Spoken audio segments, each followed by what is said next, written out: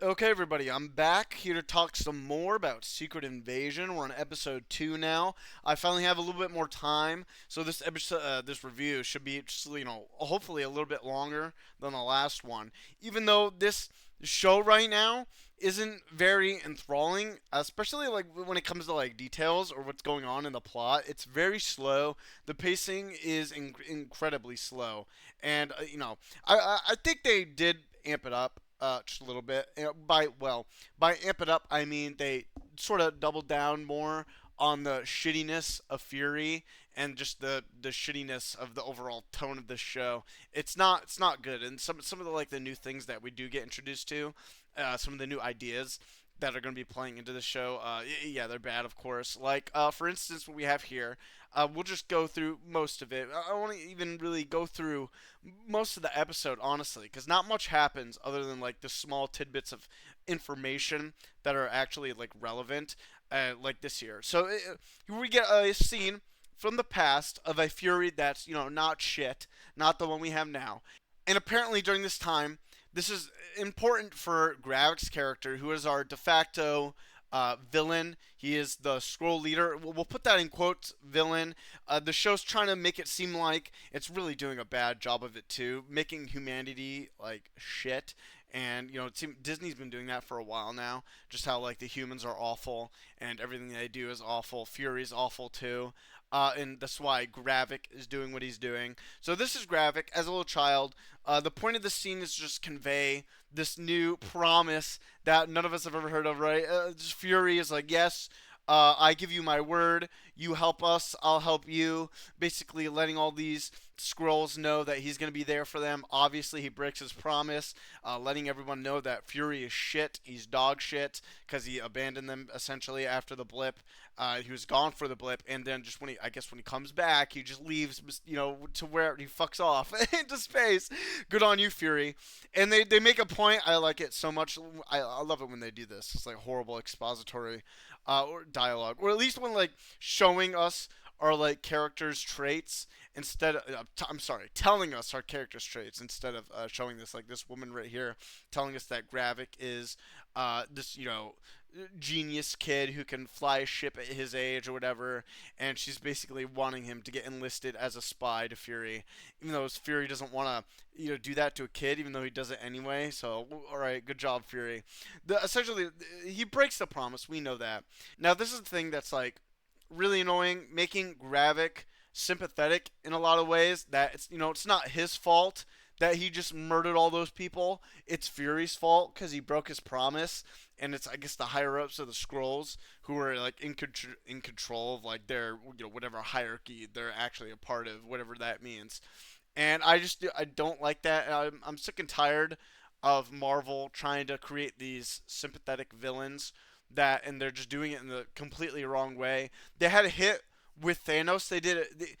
Thanos wasn't sympathetic, right? People just agree with his plan, even like without the meme, right? People like Thanos was right, right? Because of his resolve. He was a character with resolve, and he was the only one who could do it. He would bear the pain of the universe on himself to get his goal accomplished. They're just going the complete really wrong direction with all these like scenes they have with Gravik and like what he's doing. I don't feel for him at all. We don't even really know anything about Skrull society or like what they do or like how evil they are.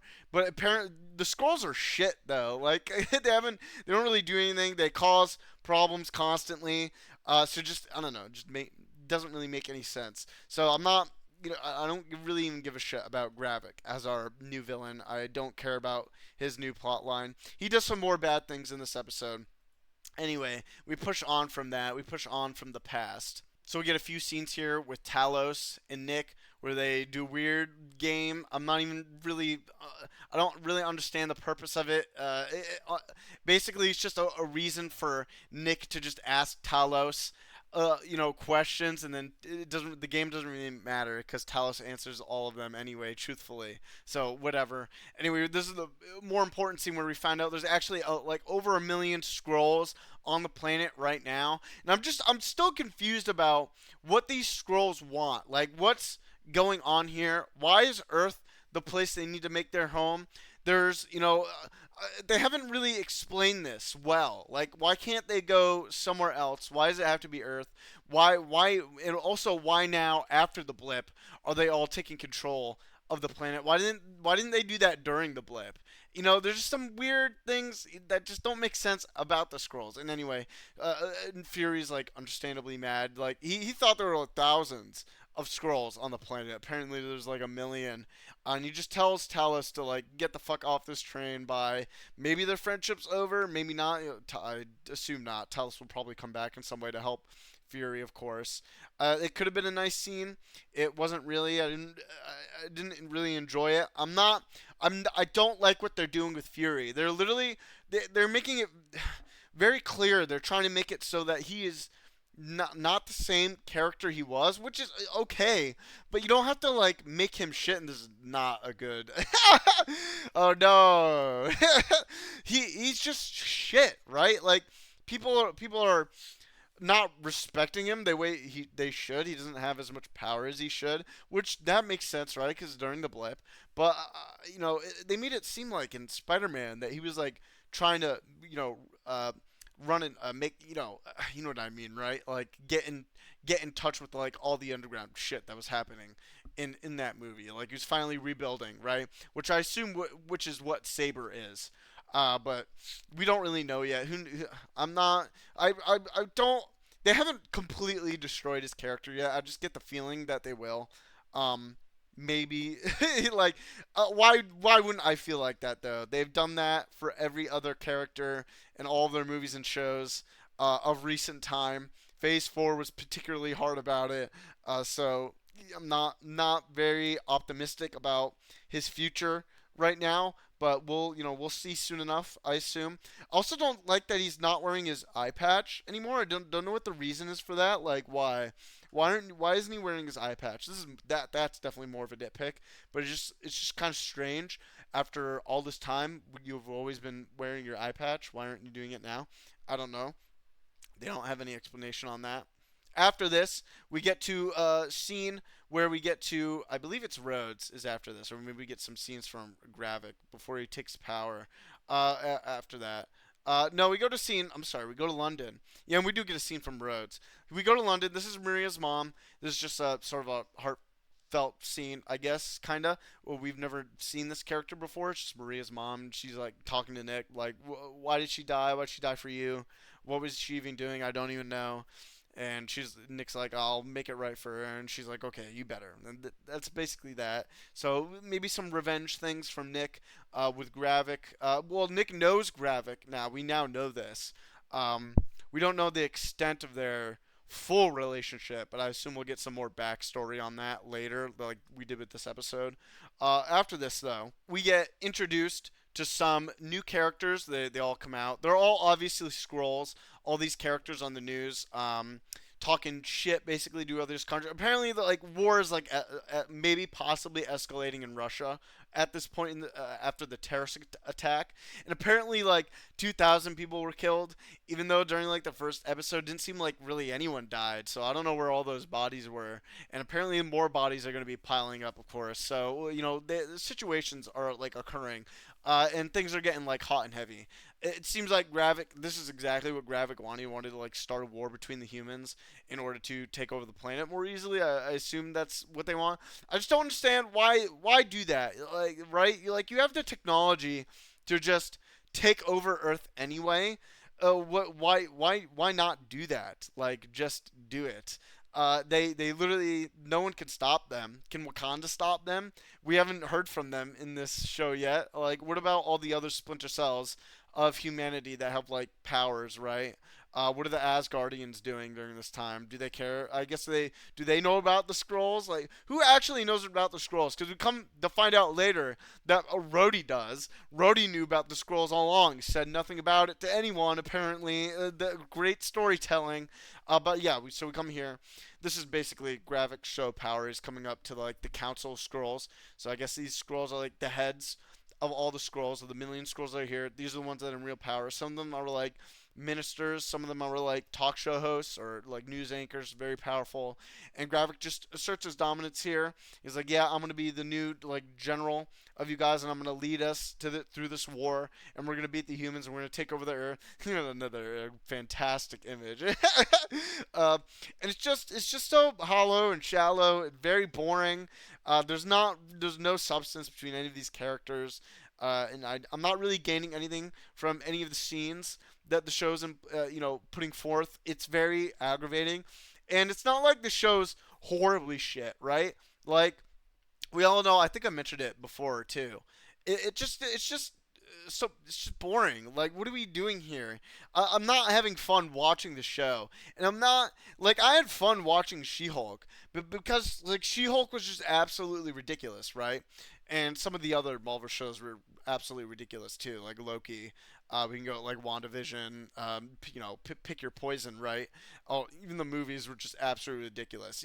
Despite how horrible they are, they're at least like fun to watch to a certain extent. This show so far has not been. It's too dour, if that makes sense. You know, and that I'm okay with shows being dour and depressing. Like Breaking Bad is dour, but it's also coupled with like extremely great writing and extremely adored characters that make the show compelling to watch. It's not even like this show's like hard to make. There's no fancy camera work in any of the scenes. The CGI is not it's not horrible, but it's not great either. From even from a filmmaking perspective, not just like a plot driven or character driven perspective. It's not really good. Like there's nothing really there to like hook you. There's nothing there to hook you in the show in general. So it's just I'm finding it hard. It's frustrating watching it. 'Cause I'm sitting here for over almost an hour, wondering when something cool is gonna happen, and I know nothing cool is gonna happen, and that's all I have to look forward to. It's just what the fuck are we doing? But anyway, slight rant. Okay, Gravik takes control, and that's basically the end of this scene. All these people are Skrulls. Whatever, it doesn't really matter. They'll come into play later, I guess. Emilia Clarke as a character, as Talos's daughter, hasn't really done anything particularly special. She seems to be having doubts about being with Gravik, especially towards the end of this episode with what he does. And okay, I'm not really sure of her intentions or motivations yet. She seemed to be upset about her mom. She seems to not like her dad. That's about it. She's sort of blankish right now. Maybe they'll start to develop her a little bit later. Who knows? Who knows, right? I mean, are any of these characters really getting developed? Anyway, we push past this. We get some other scenes where Gravik is somehow he's building something. We're not sure what it is yet. Amelia Clark's character, I don't remember her name. She's that like uneventful. Seems to think it's like some sort of device that's going to amplify the powers of the scrolls. I'm thinking maybe it's possibly a portal of some kind, but to like bring more scrolls scattered across the universe. But maybe they told us, so I assume that is what it is. It's literally a device that's gonna amplify the scrolls like abilities, but they're already stronger than the average human. Just how strong like could they get? Because the scrolls here in this universe are way different than in the comics. When in the comics they could all use like the Fantastic Four's team's abilities to a certain extent, right, and then combine them. Or I'm not even sure if like the scrolls here can absorb the powers of like the let's call them metahumans. I know it's the DC word, but the superheroes here on this universe, and just like take it for their own, other than just their faces. I'm not too sure about that yet. Anyway, this is what he's up to. After this, though, we get some pretty god awful scenes with Rhodey here. Rhodey is just this. He is like an envoy of sorts now. He's like a diplomat. He was not in. Well, no, he was in Endgame, right? Yeah, he was there that entire time. We don't know what he was doing during that like 5 year break after the blip.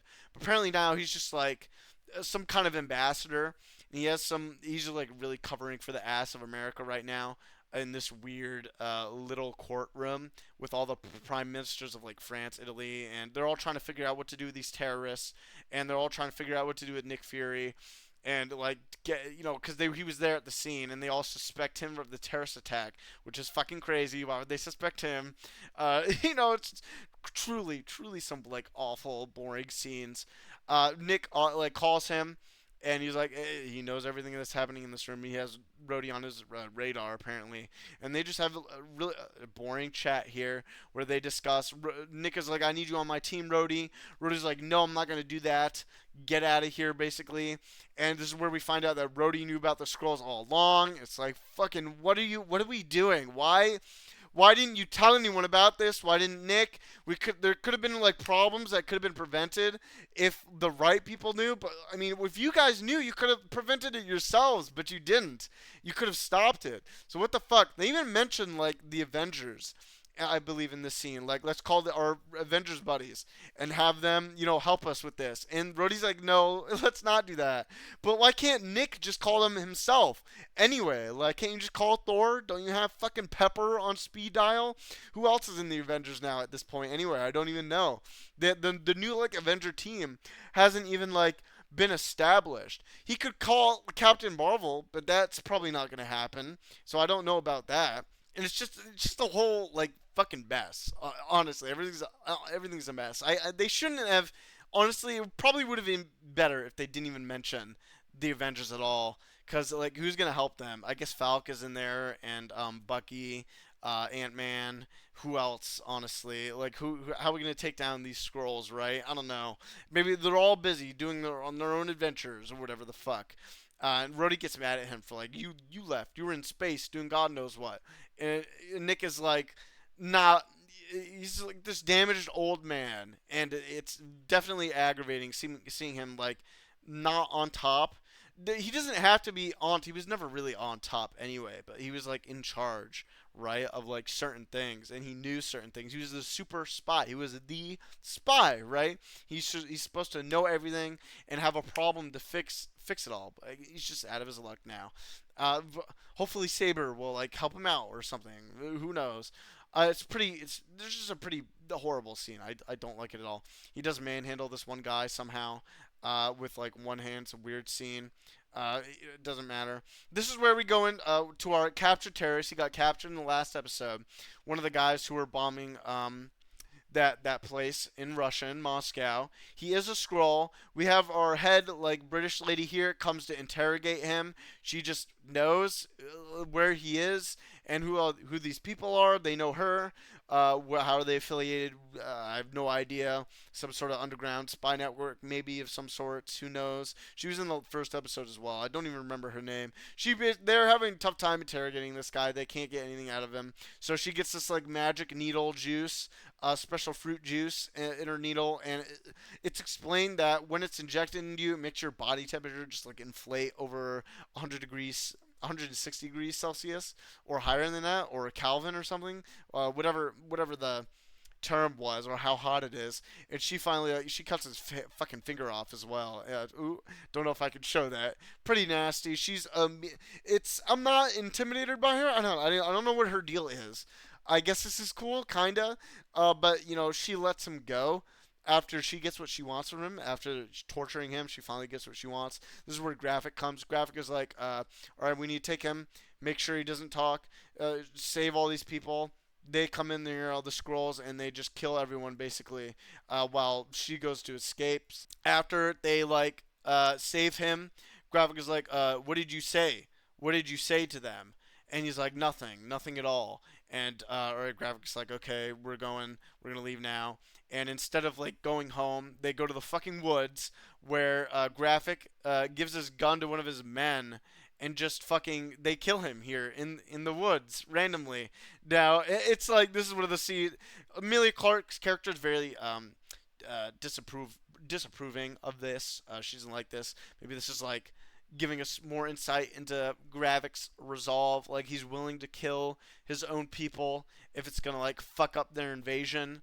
I guess that's cool. He has at least the resolve to do that. Like, no mercy. But I'm still not fully, I don't know what his full plan is still. So it's quite confusing. But we'll get more into that, I'm sure, later on, I suppose. And they just sort of leave him here in the in these fucking woods after they shoot him. Correct me if I'm wrong. I do believe the Skrulls, like they go back to being, Skrulls after they die, right? Like they can't hold their transformation. Like they don't bury his body. They just sort of leave him here in the fucking woods after like where we don't know where they are. We don't know how long they drove out to. And who knows what kind of person could just come around and see this fucking scroll. It's a, very stupid decision. Absolutely stupid decision. Keep his body, bury his body at least like 20 feet underground. That's like the best you can hope for, right? You can't. Don't leave him there for some random passerby to find it and then report on it. That's retarded, And it makes it worse that we don't know how far they went. So whatever. That's that scene. Uh, feel however you want on that. We don't even really get much dialogue from anybody.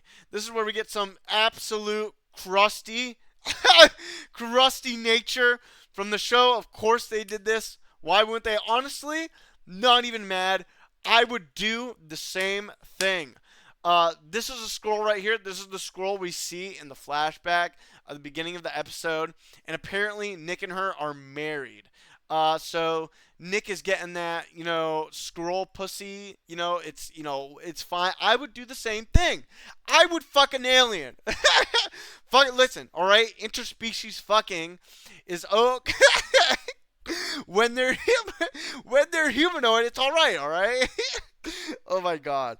What is the scroll's biology? Do they have vaginas? Do they like can they where are they located? My only questions. Do they have it? Where are they located?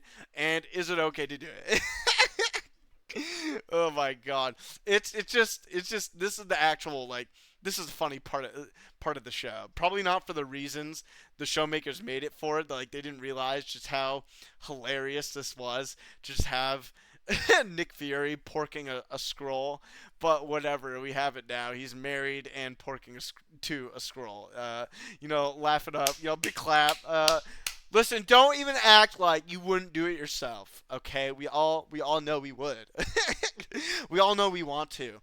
All right. I find it funny that you think that she'd be a scroll, right? Like this is their house, I guess. Like she doesn't need to be in her makeup, so to say, quote unquote, for when he's here, or does Nick not like seeing her scroll face, or when they do it, like when they're in bed, she'll just she'll get caught up in the moment. She'll just change rapidly from like person to person. Like how does this work? Or when the scrolls change, do they change their anatomy with the species they change with? That's interesting. That would be something interesting to learn about. They would never go into that, of course, because now it would cause problems with this. I find that funny. I assume maybe they're just keeping it to the males would turn into males and then the females would turn into females and then that's it. There's no crazy weird shit, right? Not like something like the boys or something. I find it's still hilarious though that Nick is porking an alien. Oh my god, that's essentially the end of the episode. Just like this huge thing, this revelation here, and that's about it. Honestly, I'm really not excited for the next episode. I know it's out. Haven't watched it yet. I will be doing that soon. Got to get this video out first, though. And it's pretty much, I'm tired of Marvel and Disney. It's what's the purpose of the show? Especially if, it almost seems like, I don't want to say Nick's not the, main protagonist, but, it's getting to the point where they're not treating him the way I want them to, and that's making me angry. I'm not really liking the plot of this show so far. How is this plot gonna fit into anything in the future of the MCU? Are they just gonna get rid of the scrolls after this? Are they just gonna all be gone and then the end of the scrolls and then we won't have to worry about this problem? Or is it gonna be uh, it'll be like a fake out? The scrolls are dead. Just kidding, they aren't. And we will see a silhouette of Gravik. He's still alive or something after they kill him or something. Maybe they won't kill him. Who I'm not, I don't even care, honestly. I'm just not. with it with this show. It's just so boring. I If they're gonna make it boring, at least make it ridiculous so I can have some fun watching it. And that's all I ask. Because if they're not gonna have good dialogue, good plot progression, memorable characters, then what am I? I don't care. Like you need to give me something in order for me to care, right? All right, I'm done. I'm just I can't. Well, I can wait for the next episode, honestly. But I guess I'll go watch it now after this. We'll see how that goes. Anyway, hope you guys have a nice night. See ya.